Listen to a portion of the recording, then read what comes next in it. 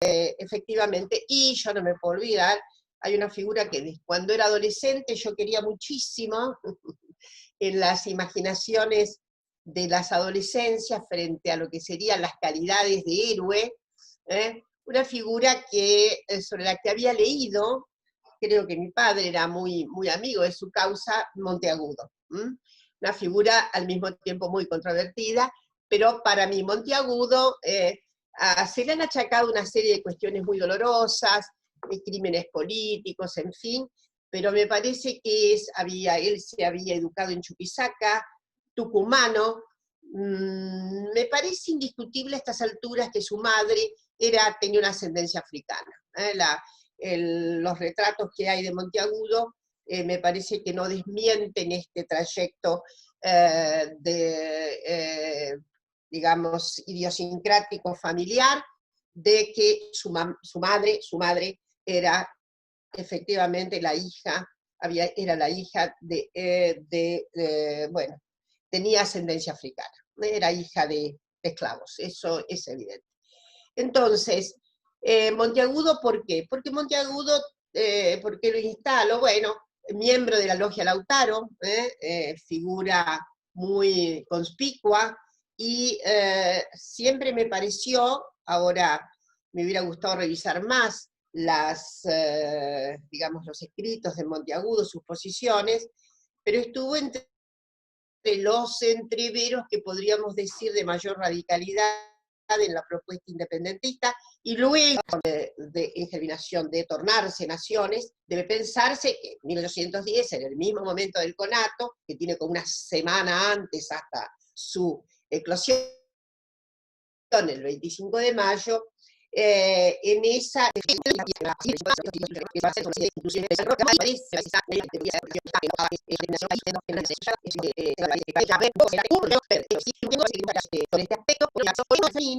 que todavía no se compadece con una verdadera ilustración historiográfica. Sabemos sí que había un núcleo importante de mujeres que tuvo una cierta actuación. Yo recordaré una pro-revolucionaria, compleja figura ella, Ana Perillón, la Perichona, en cuyo célebre salón literario se entretejieron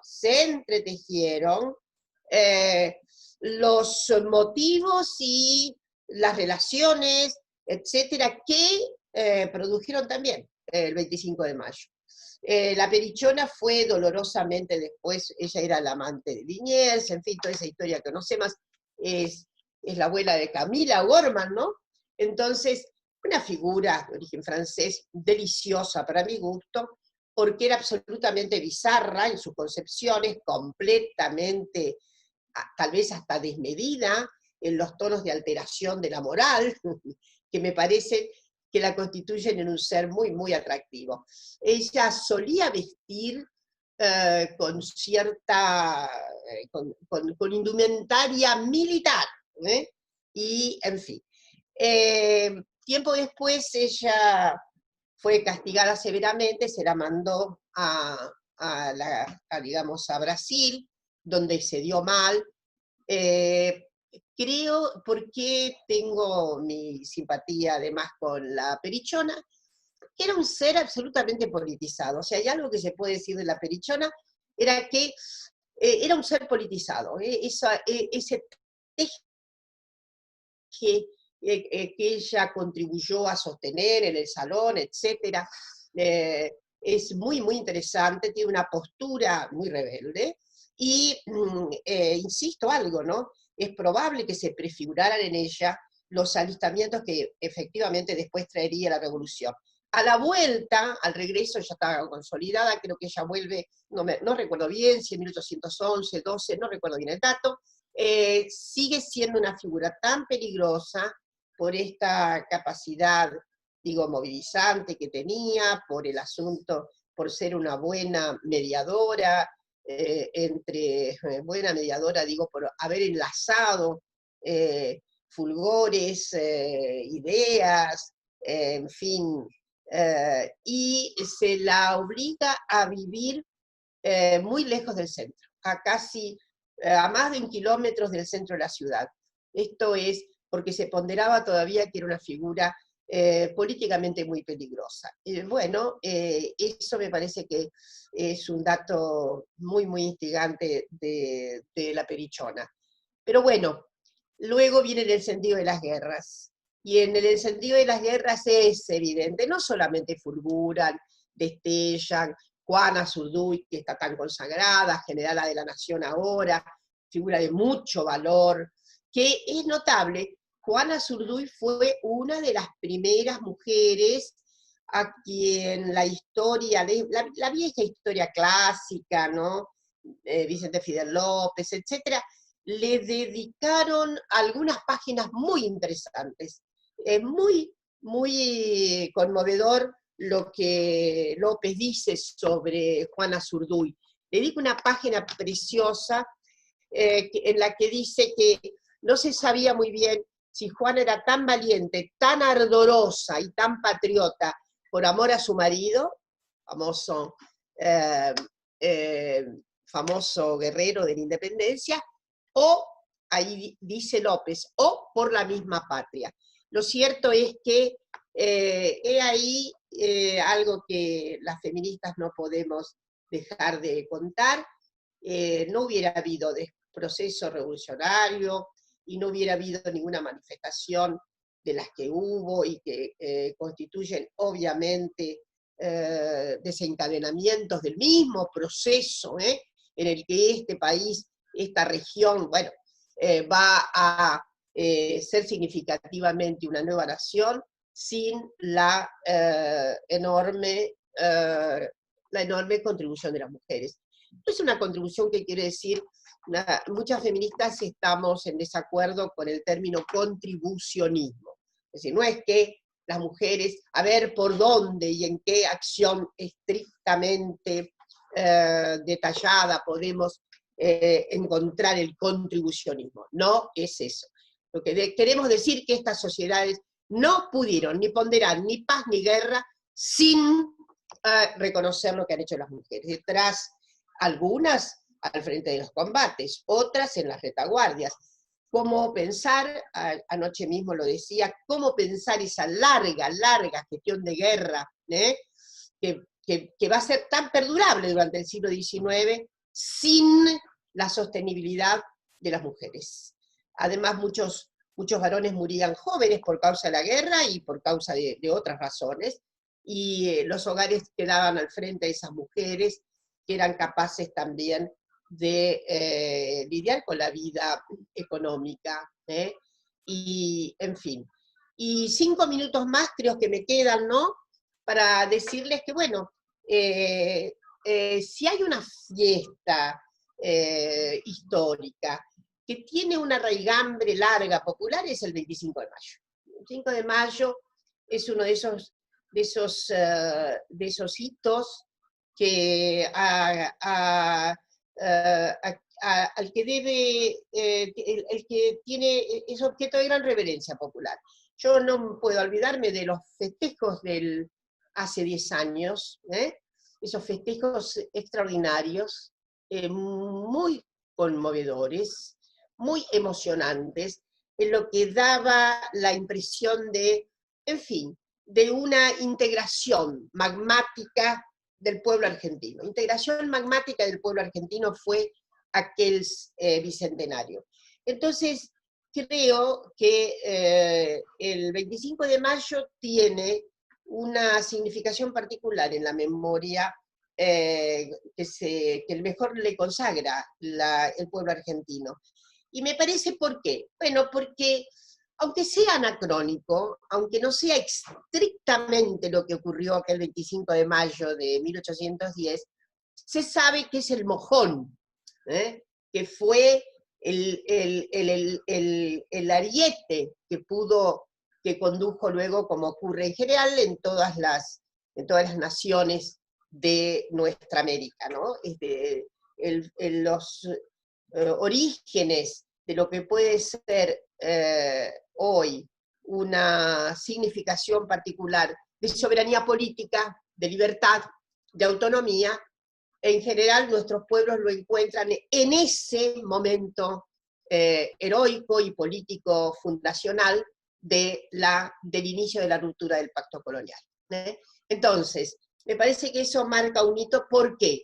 Porque tiene una resignificación para esta América Latina, en donde se espera tanta justicia social, donde hay tanta circunstancia dolorosa de avasallamientos, en fin, de postraciones, de haber, como, bueno, hasta esta última temporada que hemos tenido, ¿no?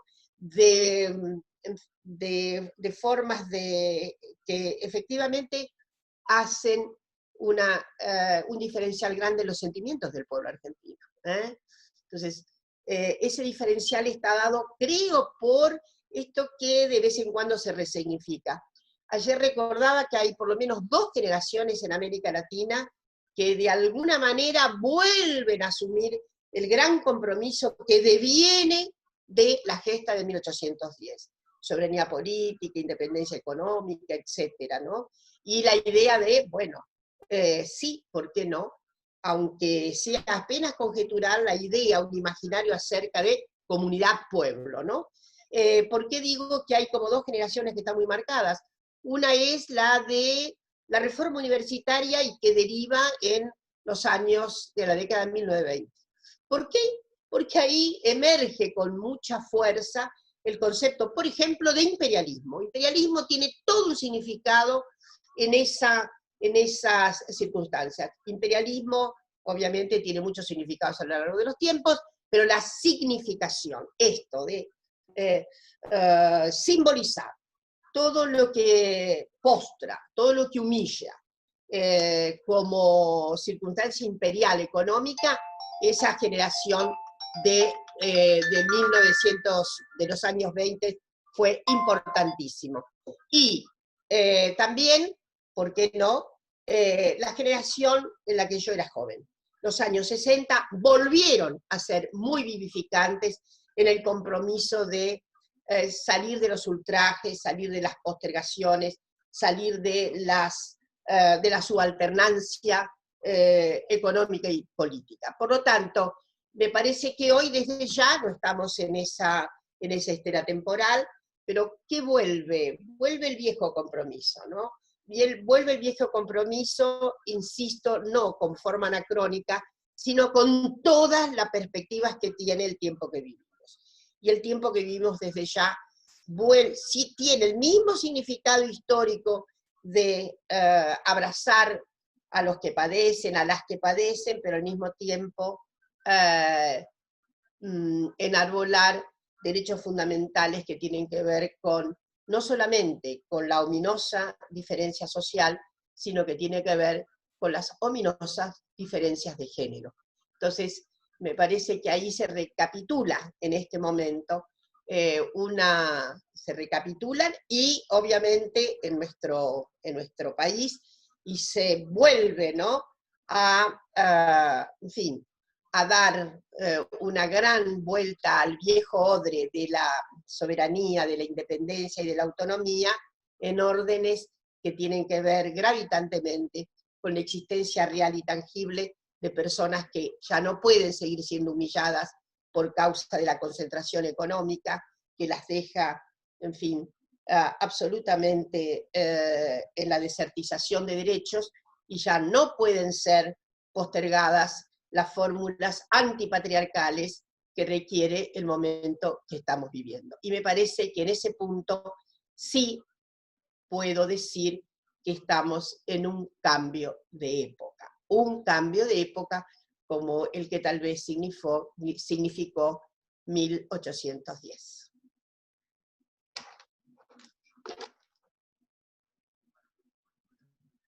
Hernán Brienza, gracias, muchas gracias, muy concreto, y la perspectiva feminista estuvo muy fuerte, es hermoso escucharla. Le doy la palabra a Hernán Brienza, que si puede encender su micrófono, yo no lo veo en el... a ver, ya lo voy a buscar. Si él se lo enciende solo... Estamos. Perfecto. ¿Qué tal? ¿Cómo le va? A todos, a todos. Sí, escuchamos. Bien. Bueno, muy, muy bello el relato de Dora, a quien conozco y admiro.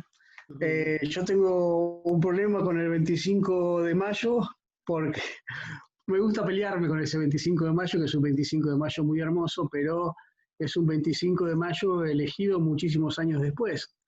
Y también esa elección es una elección que está atravesada por una decisión ideológica, por una decisión política.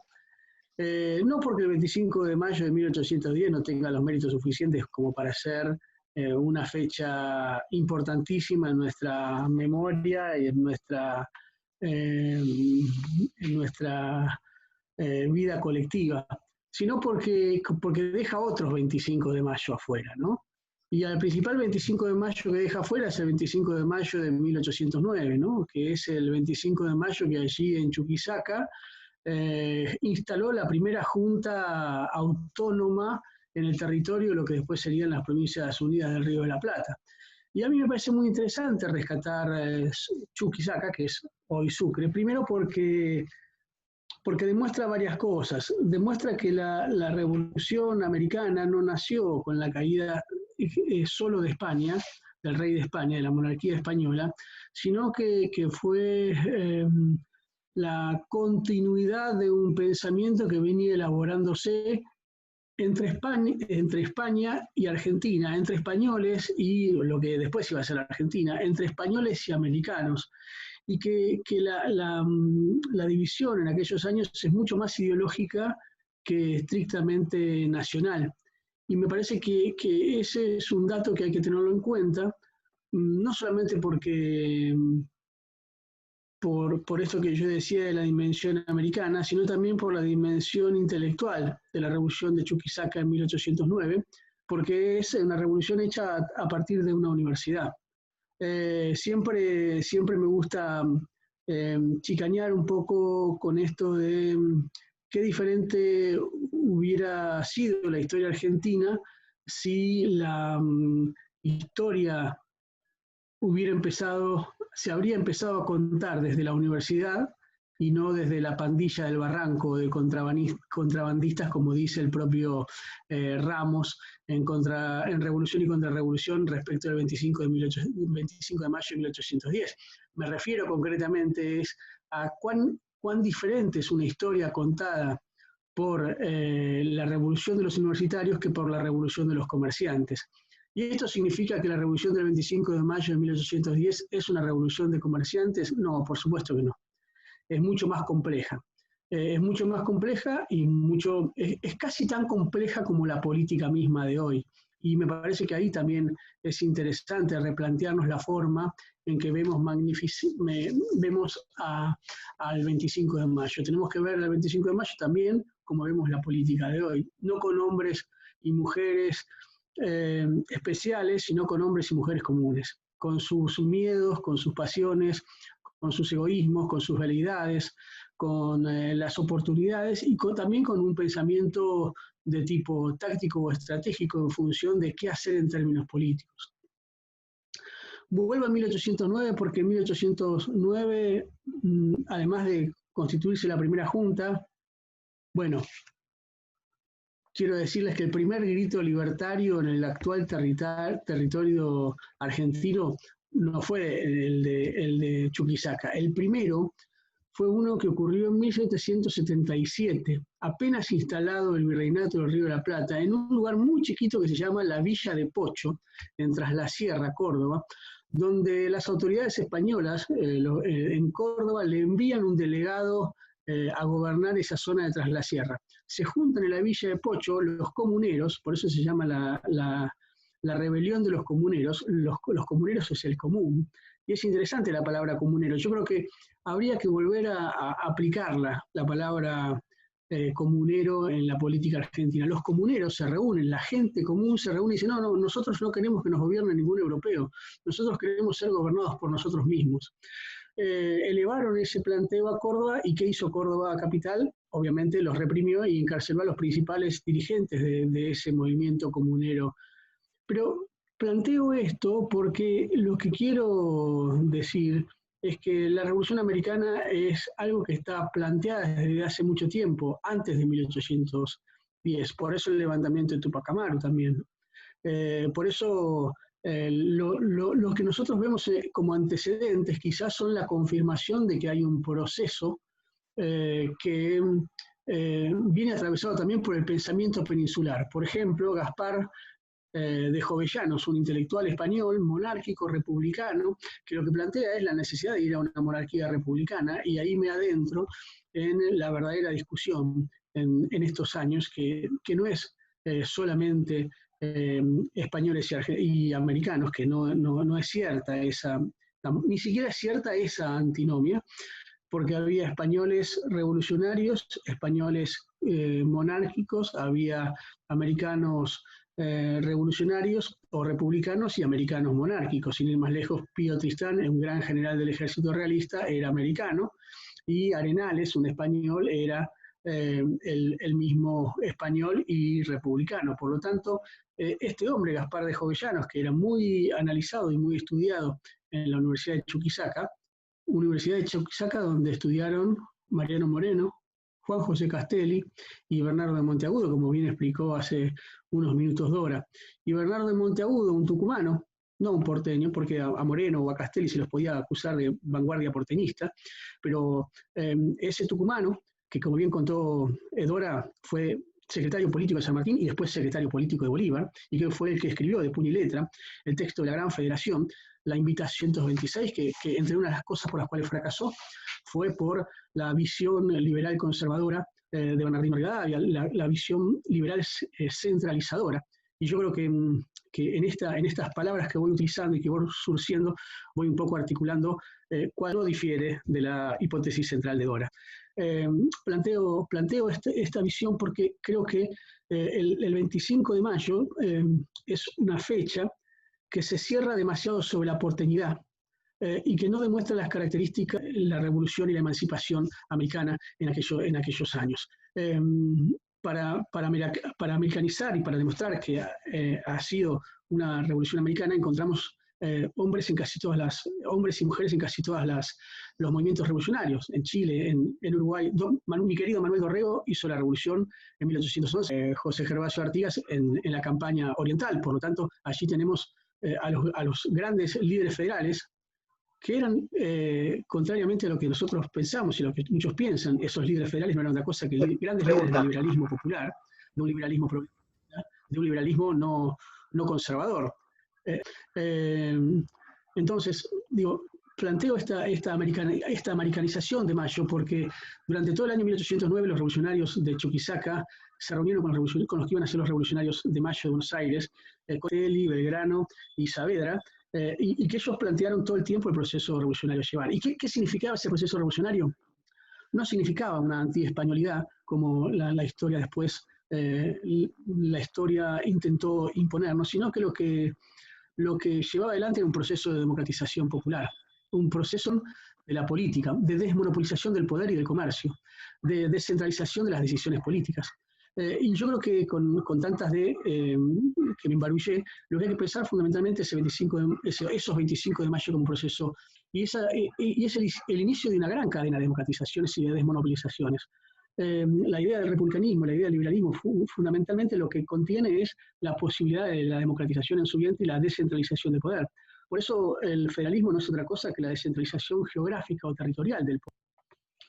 Como así también las demás luchas respecto de la inclusión y de los derechos políticos, civiles y laborales de las causas posteriores, la causa social a fines del siglo XIX, la causa de los trabajadores en ese 2010 y en ese también vuelta de página revolucionaria que incluye a las mujeres e incluye también a las otras percepciones de género.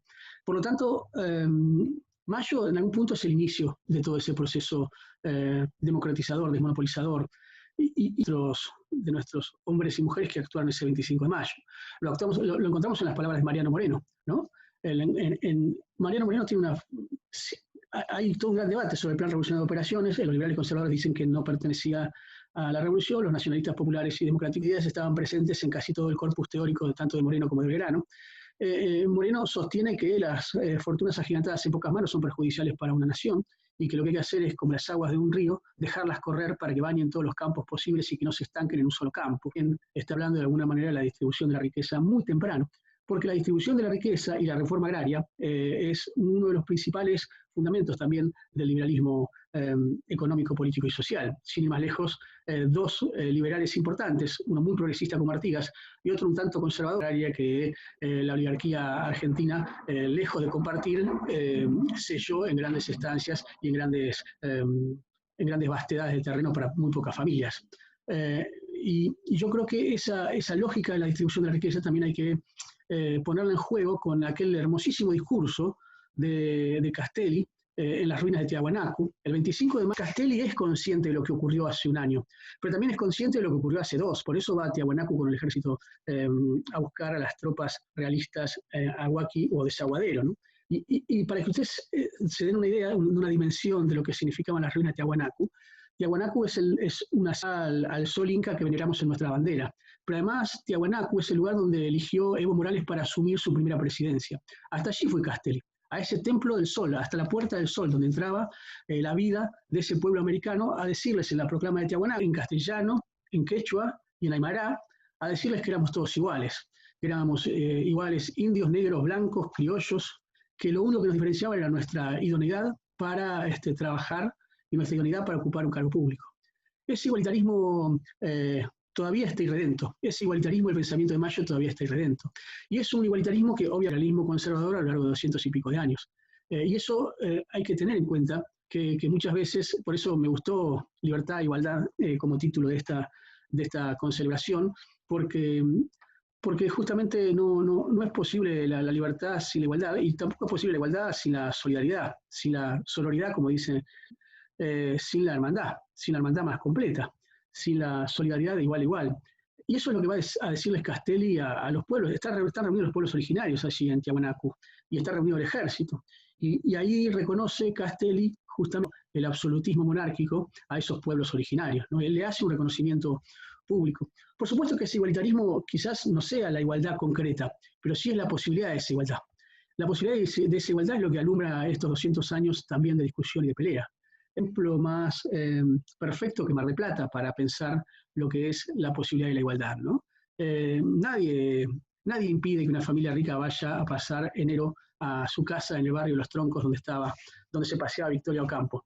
Pero también tiene posibilidad de ir a Mar del Plata en el Hotel de Luz y Fuerza, allí en el centro, muy cerquita del Hotel Provincial. Por lo tanto, todos tenemos la posibilidad, y eso me parece que es el igualitarismo radical que puso en juego Castelli, que era primo de Belgrano, ¿no? Y hacen que esas ideas las estén pensando entre todos, ¿no? Así como nosotros con nuestros amigos nos reunimos en los cafés y en los restaurantes para fragotear y compartir nuestras ideas, ellos también en 1810 hacían eso, ¿no? Y Castelli y Belgrano, que los dos estuvieron en el ejército del Alto Perú en distintos sitios, más furioso y más apasionado en su igualitarismo y en su jacobinismo, participaban de ese núcleo de pensamiento, ¿no? Planteo también el libertarismo radical como una deuda, porque todos sabemos que Castelli fue perseguido por la justicia rivadaviana, que Castelli prácticamente muere condenado por la batalla de Desaguadero, por haber perdido la batalla de Desaguadero y por haber el Alto Perú. Y yo creo que lo que hay que pensar allí también es esas dos formas de pensar la Argentina, ¿no? Que eran hijos de ese liberalismo, un liberalismo democrático y popular, y un liberalismo conservador, un liberalismo reaccionario y un liberalismo autoritario, aunque parezca una contradicción el término. Lo que hay que pensar, por último, porque me parece que ya me estoy quedando sin tiempo, la Revolución de Mayo, aún hoy, 200 y pico de años después, y cuánto se le puede agregar a esos principios de Mayo, porque me da la impresión que así como la revolución es un sueño eterno, decía Andrés Rivera, ese gran escritorazo que ha escrito la mejor novela para mi entender del fin del siglo XX, que es la Revolución de Mayo. Nos tenemos que levantar y ver qué podemos hacer por esa Revolución de Mayo, qué podemos hacer por esos principios, incluso por los principios belgranianos, ¿no? Los principios económicos belgranianos. Raro liberal es Belgrano, que no quiere hacer lo que las potencias nos indican que hagamos, hacen. Cuando él toma, en una nota que escribe en El Comercio en 1810, dice, bueno, ¿qué tenemos que hacer? Bueno, tenemos que hacer lo que hace Inglaterra. ¿Y qué hace Inglaterra? Dice Belgrano. Bueno, tenemos que importar materias primas y exportar trabajo, exportar manufacturas. tenemos que comprar a lo sumo manufacturas y volver a venderlas. Pero jamás tenemos que permitir importar manufacturas, y lo que no tenemos que hacer jamás es permitir que se importe aquellos productos que nosotros realizamos en nuestro país, porque eso lleva inevitablemente a la ruina de la economía de un país. Y si podemos, dice Belgrano, tenemos que procurar tener nuestra propia flota mercante, porque eso abarata mucho los costos del comercio. Y los artículos de lujo para un país como nosotros que no produce ese Belgrano. Y finalmente, Belgrano aconseja que es preferible gastar 2 pesos en un producto fabricado en el país y que se quedan esos 2 pesos en el país, a gastar uno solo en un producto importado cuyo peso se va fuera del país. Esto lo escribe Belgrano en 1810 y seguramente está pensando en América del Sur, no está pensando en Argentina. Pero la gran pregunta que habría que hacerse es, escribieron biografías extensas sobre Manuel Belgrano, nunca pusieron en práctica los consejos de Manuel Belgrano y ocultaron a este Manuel Belgrano en la figura de un Belgrano débil, derrotado, apenas creador de la bandera, y que esconde su capacidad de diseñar una patria. San Martín, cuando se encontraba en Belgrano en la posta de Yataste de la Revolución, yo me pongo a sus órdenes. Usted tiene la inteligencia, yo tengo la fuerza militar. Y yo creo que la reivindicación de esos hombres, que obviamente siempre hay una vuelta de tuerca, porque los sectores populares y las provincias estaban con Saavedra, y quizás no estaban un poco más retardatarios que los apresurados revolucionarios, y esa interna también hay que comprenderla, y esa interna también hay que... Lo más interesante que tienen es la teoría y la praxis, ¿no? Cómo llevaron adelante, cómo lograron, porque la fuerza histórica también los ayudó, la encrucijada histórica los puso ahí, pero ellos pudieron hacer o pudieron ser consecuentes. Si tenemos una deuda hoy, es que todos los 25 de mayo sean llenados por el pueblo en las calles, como fue llenado ese 25 de mayo del cual hablaba Dora en el 2010, en el Bicentenario. Porque ese argentinazo cultural, donde muchos dijimos, nos sentimos orgullosos de lo que estamos siendo, debe ser revolución, es un sueño cotidiano. Y creo que eso es un poco lo que deberíamos pensar en este y en todos los 25 de mayo que nos toque estar juntos, aunque estemos aislados como estamos ahora. Muchas gracias. Muy bien, muchas gracias, Hernán, por tu participación. Y bueno, sin más, le damos la palabra a Tito Oro.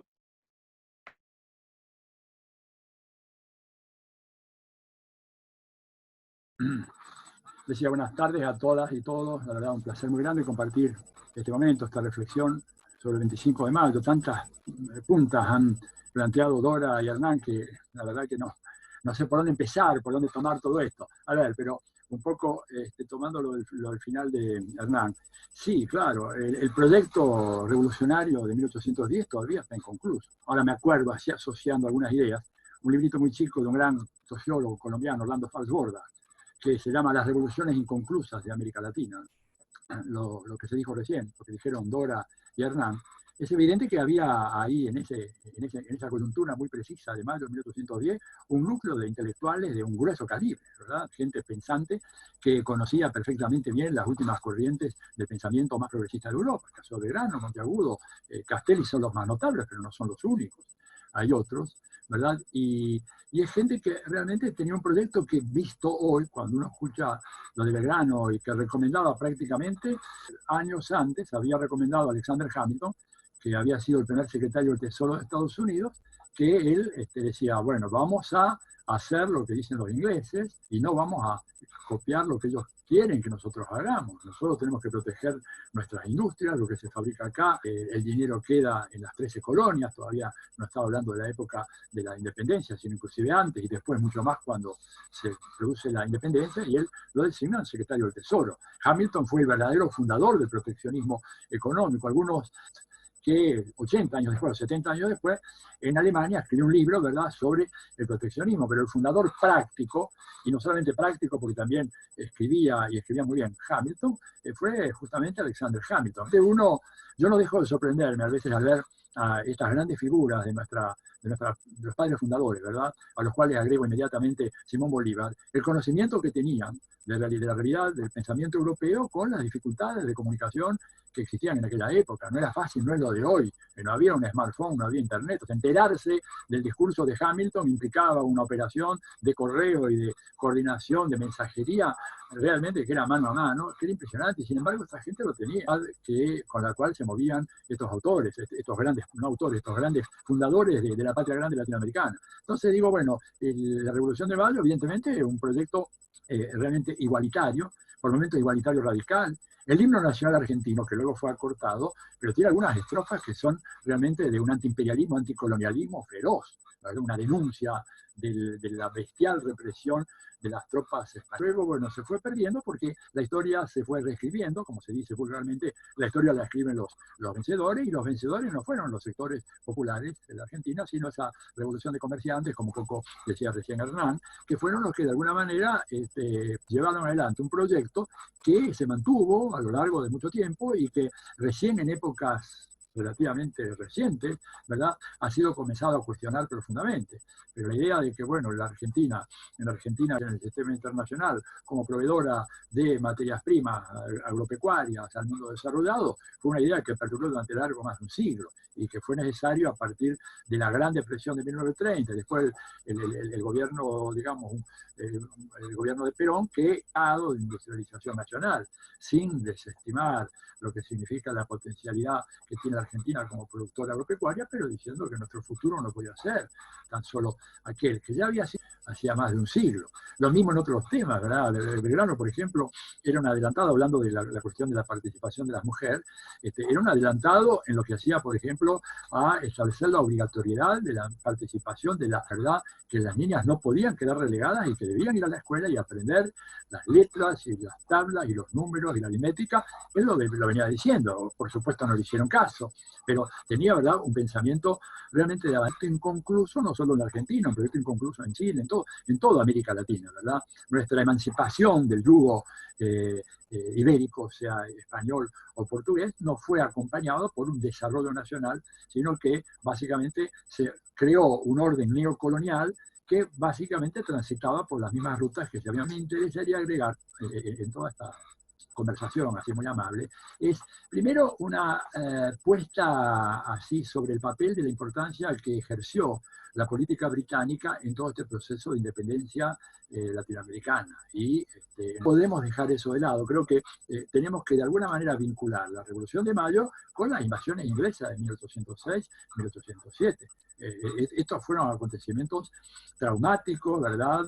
Las invasiones inglesas una respuesta extraordinaria de parte, digamos, del bajo pueblo, ¿no es cierto? Porque los sectores acomodados estaban impacientes por recibir y homenajear a ellos que eran los portadores. España, con el monopolio aquel del comercio exterior, era un obstáculo gravísimo para estos sectores y por lo tanto veían en las tropas inglesas, ¿no es cierto?, británicas mejor, porque la mayoría, si no me equivoco, tal vez me pueden parecer que vino para acá, pero bueno, británico, y la respuesta, la defensa estuvo a cargo de sectores populares, y muy bien se dijo recién, Cornelio Saavedra era el jefe de ese regimiento popular de los partidos oficiales, aparece como que el ala conservadora enfrente al ala más radical de Mariano Moreno, ¿no es cierto? Pero creo que habría que colocar esto en la perspectiva de lo que fueron las invasiones inglesas, lo que fue un ejército popular que derrotó a la tropa inglesa, la mejor entrenada, y que sin embargo fue repelida en la primera invasión, luego la segunda, el resultado fue un poco diferente, pero no deja de ser importante ver el papel que Londres desempeñó en estos procesos de sacudirnos el yugo español en toda América Latina. También tenía muy claro, había además en el caso de Bolívar, y digo porque Bolívar tiene mucho que ver, por supuesto con todos nosotros, a través de San Martín y de las logias, etc., había una esperanza que se frustró naturalmente en el caso de nuestros países, de que Estados Unidos como república sería aliado de estas tentativas de fundar repúblicas en el sur del Río Bravo. Y realmente Estados Unidos, la Gran Colombia, y de las campañas extraordinarias que hizo Simón Bolívar y los San Martín, realmente Estados Unidos jugó en contra, y a partir de ahí no ha dejado de jugar en contra a lo largo de más de 2 siglos, ¿verdad? Tenemos que tener eso muy claro. Podía querer tener a los ingleses fuera de lo que ellos llamaban su área de influencia, después le dieron un nombre un poquito más edulcorado, el hemisferio occidental, y después ya se salparon y dijeron el patio trasero, ¿verdad? Pero les importaba mucho menos el hecho de que fueran república que el hecho de que fueran un poco una reserva estratégica en relación a los procesos revolucionarios, y la Argentina no fue la excepción, fue en ningún caso facilitarlos y sí tratar de condicionarlos de manera tal de que Inglaterra no pudiera aposentarse firmemente en esta parte del mundo, que España no pudiera volver a recuperarlos, pero que estos en un enorme conjunto de pequeños países, por más que el territorio fuera grande, que ya no gravitaban, no tenían posibilidad de gravitar en la escena internacional. Entonces me parece que un poco estudiar eso, porque eso va de la mano, ¿verdad? Esa presencia británica primero y la decisión de los Estados Unidos, que fueron esos intereses británicos los que, de alguna manera, para ayudarnos, ¿verdad?, en la construcción del nuevo gobierno patrio, del primer gobierno patrio, comenzaron esta política de empréstitos, comenzando por los famosos, si no me equivoco, de la Baring Brothers, que era una de las bancas más importantes en aquella época, y luego más tarde, y que indudablemente esto nos asocia a mí. Yo lo asocio con otro empréstito contraído hace poco tiempo por el gobierno de Mauricio Macri, también a 100 años plazo, lo cual, lo menos que se puede decir es que es demencial, y se pueden decir muchas de corrupción política y moral imperdonable, pero lo cierto es que esa influencia británica vemos ya que está plantada desde los orígenes, y esa dualidad en el proceso revolucionario, y finalmente la derrota un poco de lo que era la muerte de Mariano Moreno. Ustedes saben que hay un gran debate, Moreno se murió, lo mataron, lo envenenaron, no sé, tal vez Dora y Hernán puedan echar algunas luces sobre esto, personalmente, pero hay toda una discusión, ¿verdad? Más allá de que aquellos famosos que nos enseñaban de pequeños en la escuela se necesitó tanto agua para apagar tanto fuego, bueno, pero por ahí se lo hizo de una manera no santa, ese apagar esto nos deja una herencia que es importante y que tenemos que tratar de ahora de capitalizar. O sea, la idea de la igualdad, ¿cierto?, también consagrada en el himno nacional argentino, ve de en trono la noble igualdad, ¿verdad? Bueno, ¿logramos eso? Bueno, no lo logramos. Estamos todavía con eso pendiente. Hace unos gobiernos del kirchnerismo, evidentemente, se hizo un avance muy grande en términos de reducir la desigualdad que había en la Argentina. Pero luego vino, digamos, la réplica, la contraofensiva conservadora, nos distrajimos, nos dormimos, subestimamos la tenacidad de nuestros adversarios, como no hay que subestimarla también en este momento, y finalmente la Argentina volvió a caer en ese tremendo foso de desigualdad creciente, para el cual, bueno, encima ahora con la pandemia tenemos problemas gravísimos. Habla de la actualidad del proceso revolucionario de Mayo, la actualidad, digamos, de la necesidad de organización del campo popular, avanzar mucho en un terreno en donde evidentemente no hemos avanzado todo lo que queríamos, ¿verdad? La idea de evitar revolucionario, tener en cuenta lo que pasó, ¿no es cierto? Y lo que decía Dora también antes de la mujer, y a mí me llamó la atención porque yo no lo conocía hace muy poco, porque lo que a nosotros nos enseñan que es historia patria. La historia patria a veces tiene poco que ver con la historia esa, que había una señora, María del Valle, ¿no es cierto?, era una afro-argentina que fue considerada capitana del ejército patrio y condecorada y murió, digamos, con todos los honores como capitana del ejército argentino. Fue la mano derecha de Belgrano en Vilcapugio, en Ayohuma, en la batalla de Salta, de Tucumán, ¿verdad? Acá les muestro la foto de ella, digamos, porque es muy interesante. Del Mitre, del mitrismo, ella seguía siendo considerada oficialmente como la madre de la patria. Y es muy interesante para nosotros los argentinos, ¿verdad?, que tenemos la tendencia a decir descendemos de los barcos. ¿Qué barcos descendemos? Van acá, ¿verdad? No descendieron de ningún barco. Me parece eso otro punto que es muy interesante porque articula la presencia de la mujer. Esta mujer fue una heroína extraordinaria, ¿verdad? Cayó presa de los españoles, la mataron a latigazos durante una semana, ayudó a escapar a los oficiales patriotas y después se escapó ella y va donde Belgrano. Y por supuesto, al igual que Belgrano, quedó durante largos años convertida hasta que finalmente Viamonte la reconoció, tirada a la calle y dijo, pero usted no era la negra, no sé cómo le llamaban en aquella época, antes de ser, sí, soy yo. Y ahí le dieron entonces una designación como capitana del ejército argentino, ¿verdad? Y ahí tenemos el protagonismo negado en la historia argentina, ¿verdad? Dora ha sido una de las pioneras en recuperar el protagonismo de la mujer, pero tenemos la asignatura pendiente de recuperar el papel que cumplieron los afroargentinos, para llamar de alguna manera, porque cuando uno mira a los europeos que venían de los barcos en ese ejército, era gente nuestra, de nuestros pueblos originarios y muchos de estos afrodescendientes. Bueno, esto me parece interesante como una reflexión para repensar también nuestra historia. Lo que pasó, bueno, ese cargo honorífico que tenía, que ella muere en 1847, pero perdura hasta la época del gobierno de Mitre, en donde previsiblemente el gobierno de Mitre deroga ese decreto y ya no es más la madre de la patria, como él va a ser una negra africana, la madre de la patria de estos blanquitos que estaban ahí en el gobierno, y desapareció. Pero digo, lo que es increíble es que ahí leí mucho de historia y la negra no aparecía en ninguna parte. ¿Por qué? Bueno, porque es la otra historia, la otra historia de la Argentina, donde no hay mujeres, no hay originarios, no hay afroamericanos, no hay nada de eso. Y creo que una conmemoración como esta debería servirnos como un estímulo para repensar críticamente nuestra historia, la necesidad de abrir esos recovecos que han quedado tapados, obturados por el saber oficial, el saber historia, y de nosotros mismos hoy, ¿verdad? En la Argentina actual, que también la Argentina actual es un país que tiene una heterogeneidad, una fenomenal y bienvenida heterogeneidad cultural, ¿no es cierto?, producto de una serie de circunstancias actuales y que me parece que nos enriquecen como nación. Bueno, yo quería dejar ahí y simplemente agradecer la invitación.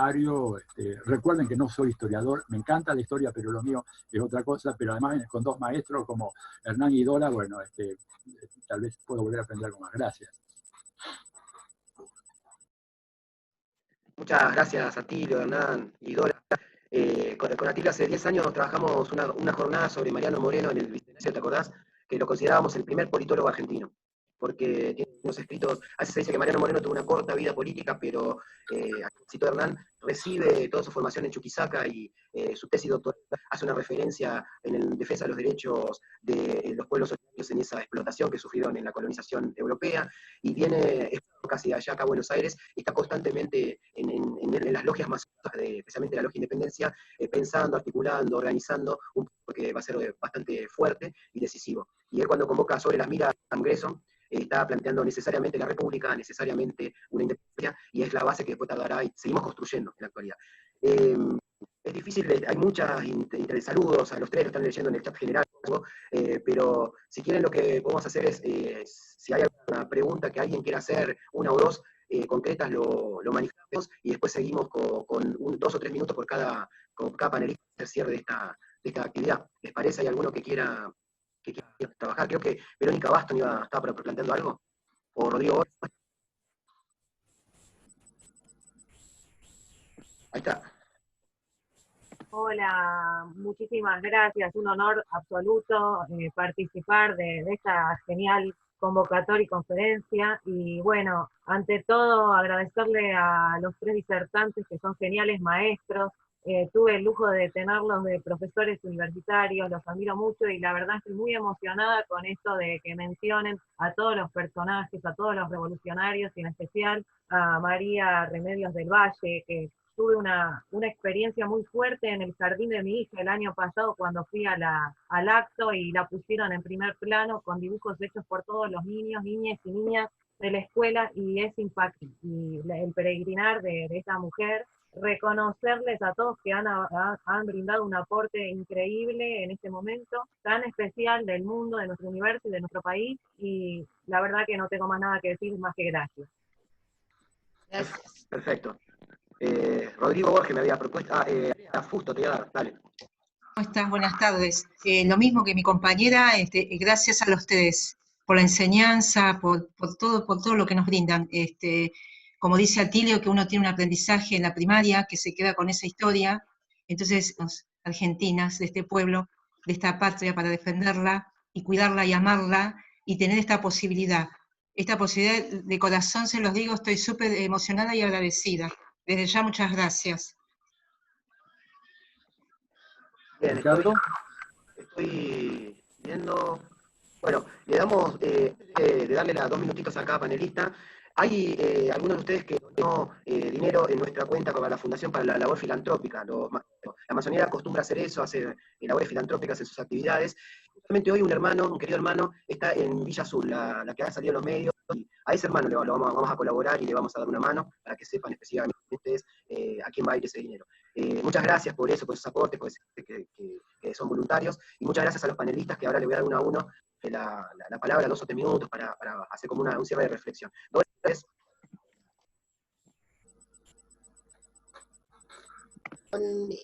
Ruidito, pero muy rápido. Bueno, agradecer esta bella compañía. Gracias, Hernán, a Tilio, a todos y a todas y a todos. Yo no estoy segura, Hernán, según hipótesis. A mí me parece muy mitológico el asesinato de Moreno, porque en realidad, primero, el morenismo era una corriente y él estaba enfermo, y de hecho en el viaje cercano a la costa de Brasil y demás, y la verdad es que no me parece, porque desde el punto de vista rigurosamente historiográfico, lo que nos interesa es que, porque también el feminismo construye sus mitos, etcétera, ¿no? ha sido habilidosa la idea, bastante ingeniosa, la idea de que era un grupo mayor, el morenismo ya tenía una enjundia, en fin, yo no participo de la idea, pero obviamente no me dedico a cerca, simplemente son las percepciones que tenemos, como solemos decir, estoy segura que todas y todos saben que lo que nos queda es esa cultura historiográfica, pero bueno, a lo mejor Hernán puede conjeturar en un sentido u otro. La segunda cuestión que me gustaría decir es gracias a Tilio, porque sí, la negra, la madre de la patria que fue impresa en la lucha, y a quien notablemente, y eso deberíamos darle una vuelta, es en 1828, siendo Viamonte, se apunta a una situación. ¿Por qué? Porque María Remedios del Valle andaba menesterosa, pidiendo limosna, era insultante su situación, y es muy estremecedor inclusive su alegato para que se le dé ese subsidio. Y bueno, tal como dice, luego, desde ya termino con esto, hace poco he terminado unas reflexiones sobre el momento de la coyuntura a finales del siglo XIX, ahí es notable lo que ocurre, pero con la instalación, una vuelta repatriarcal. Hay una vuelta repatriarcal. Entonces se instituye el modelo moral, en fin, en ese salto de la Argentina a la fuerza del patriarcado. Parece paradójico, pero es así. Y hay muchas razones que no tenemos tiempo para desarrollar, por las cuales deviene, pensemos, en 1871 hay un reforzamiento de lo patriarcal. Por lo tanto, también en eso se va María Remedios del Valle, ¿no? Esa es mi, pero para mí.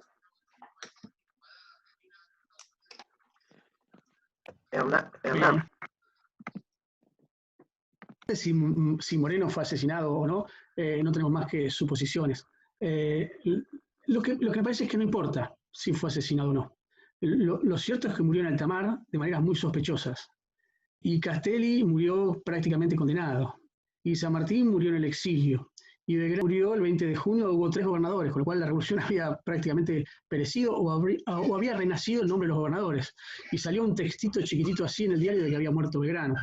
Y cuando murió Bolívar, dijo, sus palabras finales fueron, hemos salado en el mar. Y cuando murió Artigas, unas palabras a ver, porque yo nací en la provincia de una patria que ya no existe. Y estaba hablando de América, ¿no? de Sudamérica, las Provincias Unidas. Por lo tanto, yo creo que lo que hay que pensar ahí es por qué la revolución se devoró a sus mejores hijos y a sus mejores hijas. Y yo creo que esto del pacto neocolonial, del cual hablaba Tilio y Dora, y yo sumo esa visión historicista y positivista de fin del siglo XIX, que es lo que hace, tiene mayor, científicamente está mejor dotado que la mujer, y se cierran allí todas las revoluciones posibles se cierran. Y creo que ese proceso es del liberalismo conservador, del liberalismo reaccionario, del liberalismo autoritario. Y creo que lo que en algún punto hay que hacer es seguir trayendo constantemente. Todo el tiempo hay que traerlo del exilio. Todo el tiempo hay que traerlo a Bolívar para que no haya arado en el mar, ¿no? Para construir esa patria que Artigas soñaba, si puede volver alguna vez, puede volver a esa patria grande sudamericana con la cual él soñó y con la cual también soñaron Belgrano y soñaron San Martín, ¿no? Yo creo que ese es el gran desafío. El gran desafío es ese, ¿no? Y por último, a mí hay una figura que es Mariquita Sánchez Thompson, ¿no? Ella va en un momento al virrey y le plantea, le dice, yo la verdad no estoy de acuerdo con que me casen con quien mi papá y el virrey quieren, yo quiero casarme con un hombre que amo. La revolución también está atravesada por los dramas personales, ¿no? Y una persona como Mariquita, que por ahí no era santo de mi devoción, pero se tocó en la casa el himno, hizo esa gran desobediencia individual y amorosa a todo un poder constituido. Y un hombre muy revolucionario como Manuel Padilla, que es admirable, cuando Juana Zurduy perdió a sus hijos por la peste en un pajonal que se había escondido porque habían perdido Vilcapugio y Ayohuma y eran perseguidos por los realistas, y ella perdió a sus hijos, perdieron los dos. Él creyó que los había perdido Juana, ¿no? Que la culpa era de Juana, ¿no? Y ahí también se entrecruza lo político y lo personal, ¿no? Como para pensar cómo a veces los revolucionarios también cometemos errores y los conservadores a veces también tienen aciertos, ¿no? Y yo creo que eso también hay que reflexionarlo y pensarlo en el marco de la escuela, ¿no? Nada, eso. No, interesante este redondeo final. Es cierto, Dora, que hay una mitología a veces, y que bueno, toda la historia construye mitos, ¿no es cierto? El santo de la espada, San Martín, ¿verdad? O San Martín enterrado en la catedral. San Martín era masón, jurado y confeso, y lo deja claramente en su testamento. Sin embargo, la mistificación de la historia argentina te dice, de chico nos enseña San Martín, están los restos de San Martín en la catedral de la ciudad de Buenos Aires. Mentira, está afuera, se ve, ¿verdad? Yo no sé, a mí las teorías conspirativas y paranoicas no me gustan mucho, ¿verdad? Pero a medida que voy envejeciendo empiezo a encontrar que hay un grano de verdad que no puede ser desechado, porque está bien, Mariano Moreno estaba enfermo y decían que le tenían que dar una dosis. Dice que el capitán del barco, quien se la dio, le dio una dosis 10 veces superior. Puede haber sido que el capitán estuviera en medio de una borrachera, pero digamos, esas casualidades que aparecen en la historia, que atentan en contra de los líderes populares, los intelectuales populares, yo cada vez soy más sospechoso de que por ahí hay algo, no sé, es cierto. Cómo lo mataron, pero bueno, averiguar las causas y conectarlo con lo demás, porque además Monteagudo es asesinado también.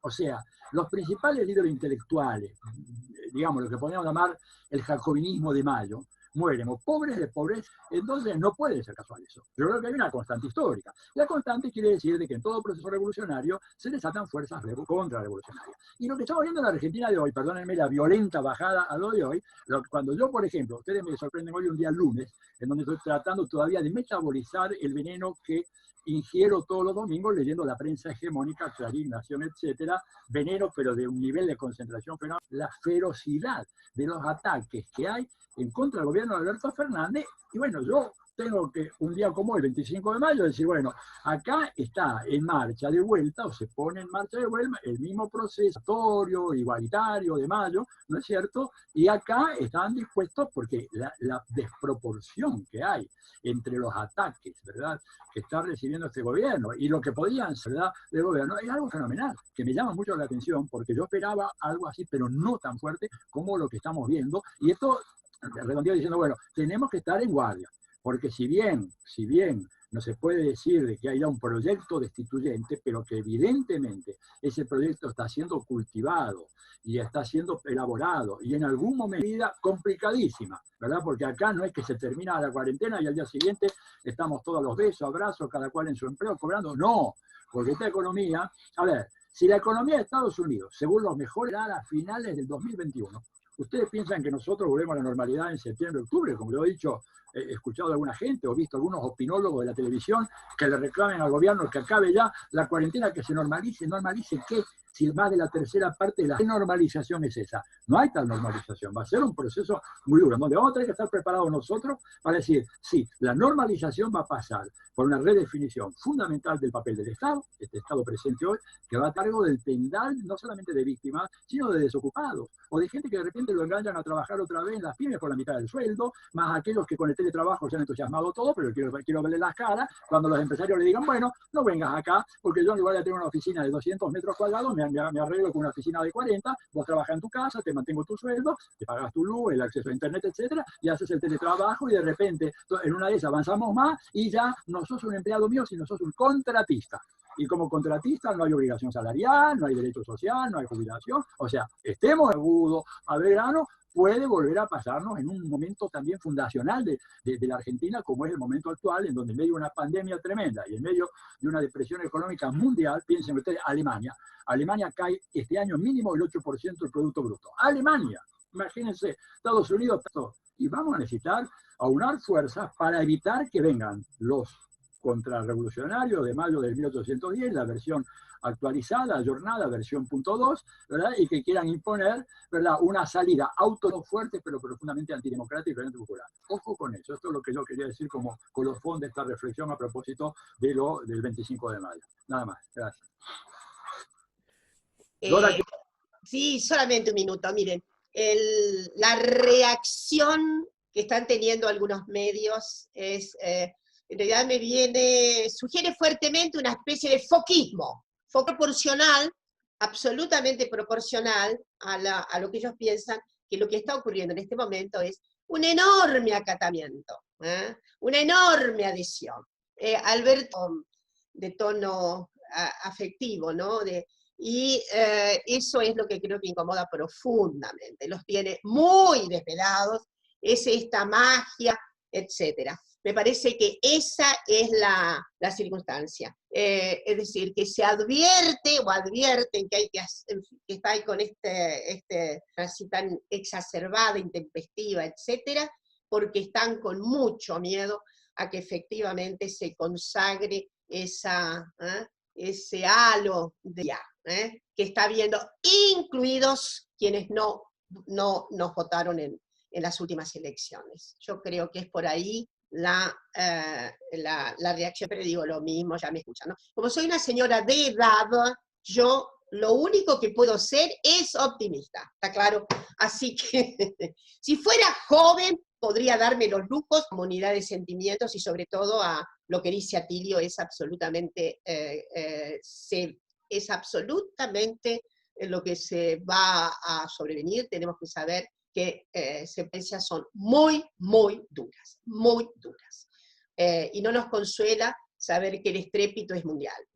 De todas maneras, nada, vamos a tener que amucharnos. De mi parte, muchísimas gracias por esta bella reunión. Gracias a los tres, a todas y todos los participantes, a Tilio San Martín y su pertenencia a la orden masónica.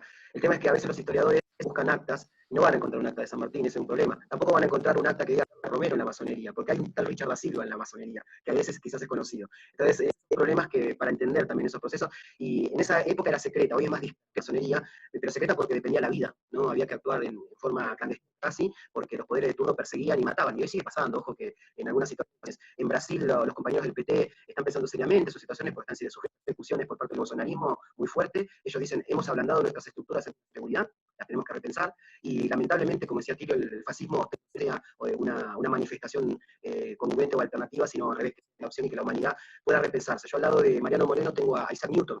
Isaac Newton sacó los mejores pensamientos de la edad moderna en términos de ciencias, y ojalá que la humanidad diga esa idea, él lo sufrió en una pandemia, ¿no? Y sacó su brillantez, que esta humanidad fue gran brillantez a partir de este momento que está viviendo. Gracias de corazón a todas y todas, y esperamos nuevamente una nueva actividad. Gracias a los compañeros que estuvieron participando en la organización, Verónica, Rodrigo, Jorge, Yamila, Daniel, y otros más también que son de la Fundación Igualdad y Libertad, y vamos a trabajar con eso. Igualdad que necesariamente se construye hoy no solo con la fraternidad, sino con la sororidad, la igualdad y la amistad y la unidad humana. Así que hasta pronto y gracias por todo.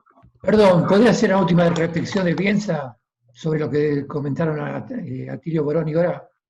Por supuesto, sí. No, igual me parece que lo que dijeron Atilio y Dora ya está más que bien, ¿no? No sé si puedo agregar algo más. Yo solamente lo pienso en términos macrohistóricos. Digo, el siglo XIX estuvo marcado por la Segunda Revolución Industrial y con la emergencia de Gran Bretaña y comercial.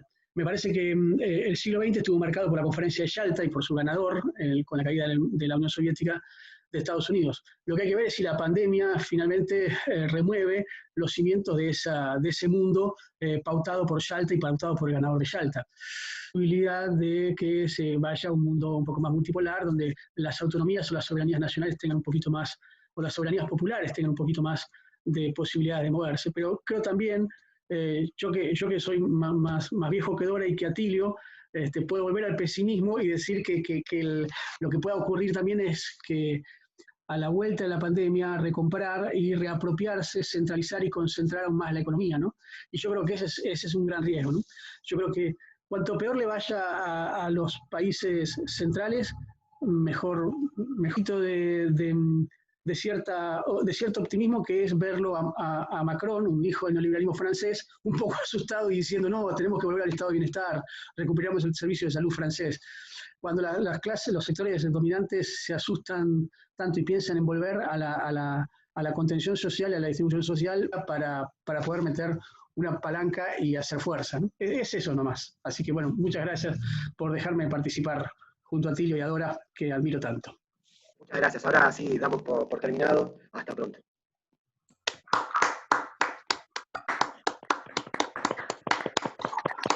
Muy bien. Bravo. Bravo. Gracias. Excelente reflexiones en historia práctica. ¡Viva la patria! Gracias. Ricardo, agradecemos a todos los votantes.